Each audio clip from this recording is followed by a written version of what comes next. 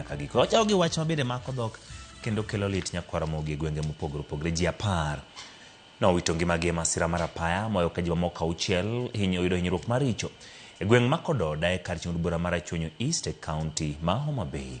Ji 10 nowito ngimagi e otieno ma piny orugodo kawuono e kinde mane gidok pacho ka giwuok Kakamega nyasi mar arus kapok nyamburko margi tuomore kod loche moko 2 e apaya maduong' mowuok Kisumu kochomo Kisii. Ji 6 moyudo hinyruok ochwal e chenro mag thieth e kar thieth mar Achonyo South Boma Oyugis kapok nodargi nyaka thieth maduong' ma Nyamira ne thieth moyiedhi.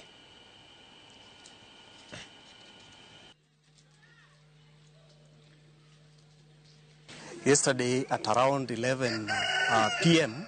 I was called that there is an accident which has occurred around Kadongo, between Kadongo and Sondu, that they need our assistance. We tried all we can to reach to the scene, and when we reached the scene, we found that already 10 were confirmed dead, 6 female and 4 male.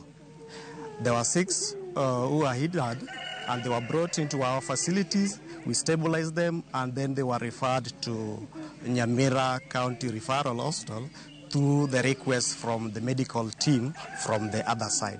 That is what happened, and I'm very sorry to the family. Tunasema pole sana. Walikuwa wanapanda mlima hiyo ya kutoka Chabera wakielekea Kisii, na ndio gari moja iliweza kutokea juu, ni truck, na wakati nilifika station waliniambia iliweza kupoteza brakes, ndio ikaanza kuyumba ikaingia kwenye hiyo Nissan, na sisi wenyewe tuliweza kufika hiyo sehemu tukapiga hata picha.